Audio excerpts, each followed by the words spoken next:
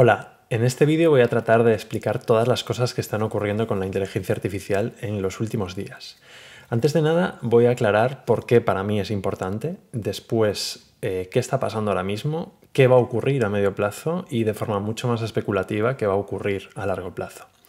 Bien, punto número 1. ¿Por qué a mí me ha estallado la cabeza con lo que ha ocurrido en las últimas semanas?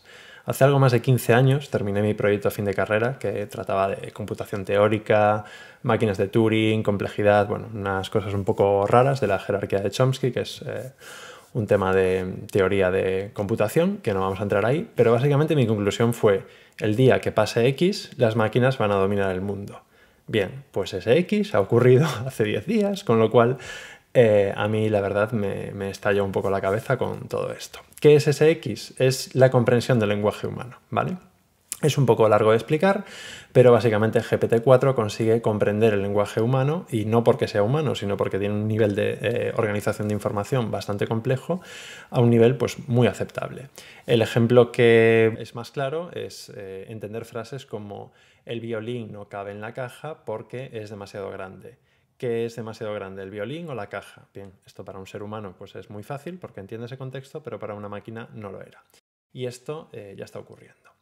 Pues a partir de ahora, mi impresión y la de otra gente como Bill Gates es que todo se desmadra, ¿vale? Estábamos en el punto de la montaña rusa llegando arriba, arriba, arriba, arriba, y ahora esto cae en picado o crece en picado o se mueve a una velocidad exponencial, como lo queráis llamar. El año pasado aparecieron cosas como DALL-E 2 de generación de imagen, que sí eran muy interesantes y cambian industria, pero no suponen un cambio, bajo mi punto de vista, tan revolucionario como GPT-4 y otras alternativas que vendrán a partir de ahora. Pero bueno, vamos por partes. Vamos a empezar con qué está ocurriendo ahora mismo. Lo que para mí está ocurriendo ahora mismo es que la inteligencia se convierte en un bien abundante, ¿vale? Con GPT-4. Es decir, lo que ahora era exclusivo de los humanos, pues la inteligencia general se convierte en un bien abundante. No las emociones, no la consciencia, son cosas distintas, ¿vale? No vamos a hablar de esto en este vídeo, pero sí la inteligencia y el razonamiento. Pues bien, cosas como la generación de imágenes, igual que lo haría un humano, generación de código fuente, igual que lo haría un humano. En mis cálculos, 40 euros actuales gastados en una persona que desarrolle se convierten en 5 céntimos, ¿vale? El cambio es muy grande. ¿Significa eso que los trabajadores, los desarrolladores y los diseñadores se quedan sin trabajo? Hablaremos de eso después, ¿vale? Generación de texto a nivel humano, pues ¿escribe como Vargas Llosa? Pues no, pero realmente ¿quién escribe bien? El 80% de los textos, son 90, son un poco genéricos, sin un gran valor añadido, y esto ya lo consigue pues, GPT-4 y otras tecnologías. El razonamiento a nivel humano, que no sabemos si exactamente a nivel humano, pero bueno, es bastante cercano. Parece que pronto la generación de vídeo, ya que imágenes se ha creado, pues bueno, a día de hoy, cuando grabo este vídeo, todavía no es un problema, hay algunas herramientas que lo están resolviendo, no está resuelto de todo, pero llegará muy pronto. Y en general, copilotos, por llamarlo de alguna forma, que nos ayudan a multiplicar por 10 nuestra productividad, depende obviamente del trabajo. Ejemplos para los que ya exista la tecnología, aunque todavía no está abierta, pues decirle al chat: oye, resérvame el vuelo más barato que haya mañana para Nueva York, que salga más tarde de las 8 de la mañana y que no tenga escalas. Reserva un Airbnb que tenga de puntuación más de 4,5 y que cueste menos de X, y busca un restaurante japonés cercano al Airbnb y hace una reserva para 3 personas. Y todo esto ya lo podría hacer la IA interpretándolo perfectamente, ¿no? Pues digamos, este tipo de tarea sencilla ya se puede sustituir. Lo mismo, recursos humanos en una empresa, por ejemplo: oye, acabo de contratar a esta persona, escríbele por WhatsApp, pídele los datos, pídele el número de seguridad social. Es un desarrollador, entonces lo das de alta en todos los servicios de desarrollador, y después pregúntale por WhatsApp si está en casa y le envías por Globo unos croissants de bienvenida con una notita de: oye, bienvenido a la empresa. Digamos, son tareas que hasta ahora no se podían automatizar de forma tan fácil, ¿no? Como simplemente pidiéndolo. En el sector audiovisual y de contenidos, pues bajo mi punto de vista va a ser mucho más rápido y a la vez mucho más saturado, pero de esto hablaremos en el segundo punto. También el acceso a contenido experto ahora es infinitamente más fácil y menos fricción en el intercambio de información. Esto yo lo llamo Internet automático, es decir, la información ya existe, pero buscarla pues es a veces muy difícil. Sin embargo, podrás decir, oye, si tengo un acceso a todos los papers científicos sobre un tema, le puedo pedir a GPT-4 que lo resuma con GPT-4 Retrieval, por ejemplo. Y esto ya está ocurriendo. ¿Cómo estamos viviendo esto? Pues a mí me hace mucha gracia porque es como si enviásemos la tecnología actual de móviles, comunicaciones a hace 300 años con una máquina del tiempo, la gente lo viese y dijese, oh, qué interesante, un smartphone, puedo utilizar la linterna para cazar de noche. Y tú dijeses, bueno, pero espera, es que el mundo va a cambiar, esto vale para más cosas, ya, pero alguien tendrá que cazar perdices y de noche se cazan mejor. Es como, vale, ok, no lo estamos entendiendo, pero no pasa nada, vamos poco a poco.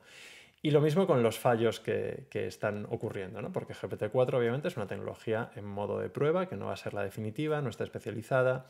Entonces, la analogía que pongo es como si vivimos en la época del coche de caballos, llega alguien con el motor de explosión, alguien lo prueba y dice, ya, está bien, pero es que resulta que mi coche de caballos tiene asientos de terciopelo, entonces esto no me interesa, ¿no?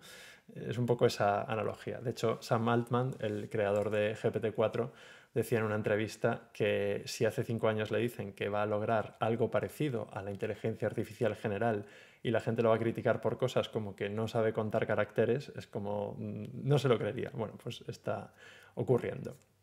Entonces, entender estos efectos a medio plazo. Bien. Los negocios que se están planteando actualmente son para mí como el día 1, ¿vale? Es decir, hay gente que está diciendo, oye, ahora se pueden generar contenidos, por tanto puedo generar libros para niños de forma automática. Bien, ¿qué ocurre? Cuando todo el mundo está haciendo eso, lo que va a ocurrir es que se sature el mercado de libros para niños de forma automática. Entonces es más posible que muera el long tail de ese tipo de contenidos y que solo se vean los de los autores principales por saturación. No tanto que abra un mercado, sino que sature y rompa la forma en la que hacemos las cosas. Otra de mis reflexiones es el paso de trabajo de, por ejemplo, diseñador a ingeniero de prompts, ¿no? Los prompts son la instrucción que le damos a la máquina para que entienda lo que hacemos. Para mí esto es temporal también, porque el ejercicio de pensar cómo debe ser ese input para la máquina es un ejercicio un problema que se puede automatizar con la inteligencia artificial también. Entonces, ¿cuánto va a durar esto? Pues 3 meses, 6 meses, toda la vida, no lo sé, no lo podemos saber, pero yo pondría un interrogante en esto. De hecho, Adobe, por ejemplo, ya ha lanzado alguna herramienta que sustituye esta necesidad de hacer un prompt. A medio plazo, lo que creo que va a cambiar es directamente cómo concebimos ciertas cosas en la sociedad. Y os pongo un ejemplo que ya he visto en Twitter y ya está ocurriendo ahora. Alguien ha dicho, GPT-4 ha salvado la vida de mi perro. Lo que cuenta es que fue al veterinario, le dio un diagnóstico, le dio un tratamiento, ese tratamiento no funcionaba, le pegó a GPT-4 los análisis y los diagnósticos de su perro y GPT-4, a pesar de que dijo, oye, no soy veterinario, no estoy preparado para esto, soy una red general, no estoy entrenada específicamente para esto, pero yo diría que ha razonado y le propuso otra alternativa. Esta persona fue a otro veterinario y le dijo, oye, ¿por qué no le hacemos la prueba de esto? Efectivamente, ¿no? Encontró un diagnóstico distinto. Esto que ya ocurre ahora, digamos, a pequeña escala, y yo lo he probado enviándole mis análisis de sangre, le hago preguntas, incluso le hago preguntas trampas, tipo, oye, tengo un poquito baja la ferritina, he dejado de beber alcohol, ¿será por esto? ¿Debería volver a beber alcohol? Y me ha sorprendido que encuentra la relación entre lo que tengo bajo y el alcohol y dice, sí, efectivamente, podría haber una relación, pero no es eso, no es el alcohol, no bebas alcohol. Bien, pues imaginaos cuando esto exista a una escala un poco más grande. Tú irás a tu médico, humano o robot, pero el diagnóstico inicial probablemente lo haga una IA y diga, ah, pues sí, lo que te pasa, he atendido a 318.000 personas este mes, que le pasa lo mismo en todo el mundo, porque claro, atiendo a todo el mundo a la vez. Y el diagnóstico es este y el tratamiento es este. De hecho, en tu zona, pues para la gripe B, resulta que en tu área de donde vives hay también 300 personas que han venido estas últimas semanas, entonces probablemente sea eso, no te preocupes. Y teniendo en cuenta tu historial y un montón de datos, podrá hacer ese diagnóstico. Probablemente supervisado por un médico humano que diga, pues sí, tiene sentido y es coherente, pero ese médico no tiene el contexto de todo lo que está ocurriendo y sobre todo ese médico pues, puede tener despistes y ese médico no se ha leído absolutamente toda la documentación médica científica que ha salido. Es decir, si una universidad americana aprueba un tratamiento, un medicamento, un diagnóstico, pues esa persona que está atendiendo a 20 pacientes al día no tiene capacidad de leerse absolutamente todo lo que ha salido en el mundo, pero sí la IA puede hacerlo. Entonces, esto es para mí el cambio real que va a ocurrir a medio plazo. Muchas cosas que hacíamos de una forma, vamos a pasar a hacerlas de otra forma totalmente distinta. Entonces, ¿cómo nos preparamos para este mundo a medio plazo? Y medio plazo yo no sé si van a ser 3 meses, 6 meses, un año, no lo sé, pero creo que la velocidad es bastante larga. Mi respuesta es no lo sé, creo que es muy difícil preverlo. La mejor profesión que creo que se puede tener ahora mismo es tener tiempo libre para investigar todas estas cosas, ¿vale? Asumiendo que no podemos llegar a todo y a todos nos está generando una especie de ansiedad inherente el sentir que el mundo está cambiando a una velocidad que no podemos procesar, ¿vale? Es normal si sentís eso, creo que es bastante común. Y las habilidades que creo que tienen sentido para mí, y esto ya os digo, entro en un nivel especulativo intermedio, porque es muy difícil preverlo, son tener capacidad de soñar, de imaginar, de crear, de pedir, porque la facilidad de desarrollar y crear cosas va a ser cada vez más fácil. Lo segundo, tener una red de contactos y nivel personal e interacciones humanas, porque es algo que bueno, a día de hoy parece relevante, y no solo porque es algo que no se vaya a sustituir a medio plazo, sino por el poder entender el acceso a ciertas cosas, el acceso a ciertos mercados que pueden cambiar y donde se pueden aportar cosas.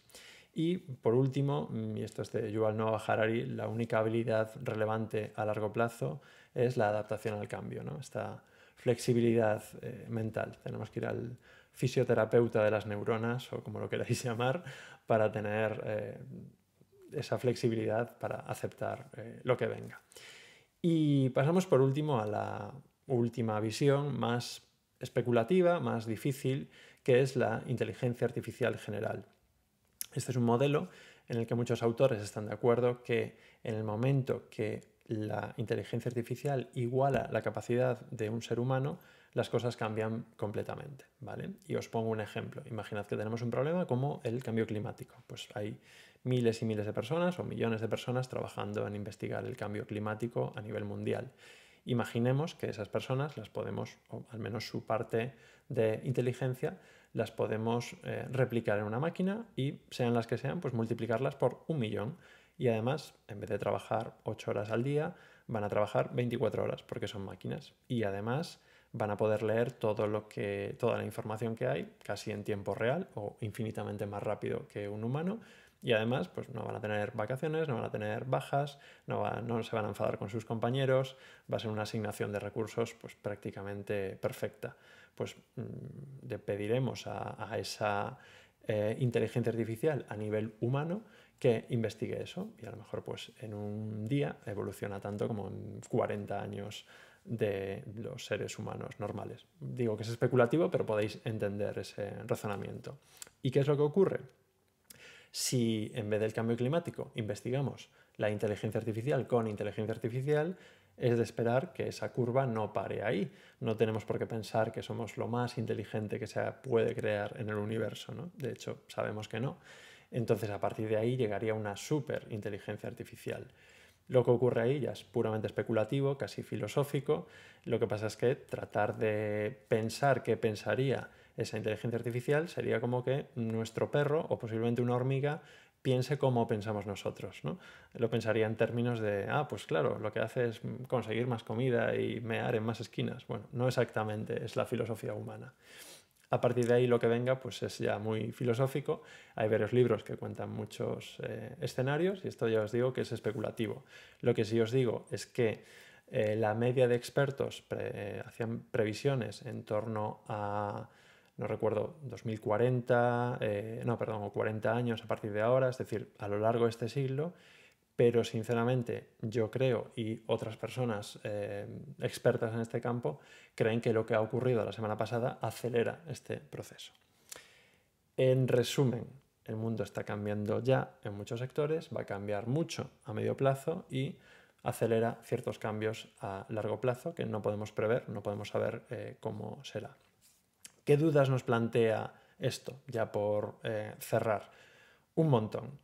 ¿Cómo va a impactar? Como veis, he tratado de ser un poco neutro, definiendo lo que puede ocurrir, ¿vale? No digo que sea positivo, no digo que sea negativo, sinceramente ni siquiera igual tiene sentido juzgarlo, porque es algo que va a ocurrir. La cuestión es cómo hacemos que esto ocurra para bien, porque puede ser lo mejor que le ocurra a la humanidad o también lo peor si está mal gestionado, ¿no? Entonces esa es una de las dudas, qué riesgos a largo plazo existen. Dice también Yuval Noah Harari que por cada euro invertido o por cada dólar en inteligencia artificial deberíamos invertir $1 en conciencia y en entender un poco este cambio de paradigma. Spoiler, no se está haciendo, ¿vale? Esto va a toda leche y no nos estamos enterando de lo que va a ocurrir. Entonces, ¿esto va a cambiar el mercado laboral? ¿Cómo? No lo sabemos, yo estoy convencido de que sí. ¿Nos quedaremos todos sin trabajo? No lo sé. ¿Viviremos en una época de abundancia con salario mínimo, salario básico universal? No lo sé, muy difícil de prever y no voy a entrar en esto ahora. También el tema de riesgos, también algunas personas me preguntan, oye, ¿cómo puedo hacer para invertir en inteligencia artificial? No lo sé, porque cualquier modelo de negocio que pienses va a ocurrir en pocas semanas, pocos meses. Lo que sí es que no tiene mucho sentido pensar en ese día 1, sino en el día 2, de cuando ese mercado cambie y se rompa. Y unas cuantas dudas más que trataremos de contar. ¿Por qué he empezado a hacer vídeos? Por cierto, más allá de que es un tema que me interesa desde siempre, una de las cosas que ocurre con la tecnología es que genera muchísima desigualdad, como sabéis. Y una de las formas de paliar esta desigualdad es que al menos todo el mundo tenga información. Entonces, a nivel personal y desde Entropic, que es mi proyecto, pues estamos investigando cómo hacer que esta información llegue a todo el mundo e incluso por sectores, ¿no? ¿Cómo te va a afectar esto si eres profesor, si eres abogado, si eres administrativo, si trabajas en un call center, si eres emprendedor, si eres psicólogo? Pues no lo sabemos, lo estamos investigando y trataremos de generar contenido y programas interesantes para esto. Así que gracias por aguantar esto. Este vídeo inicialmente iba a ser para amigos, pero hemos decidido publicarlo porque creo que tiene bastante sentido compartir esto. Muchas gracias.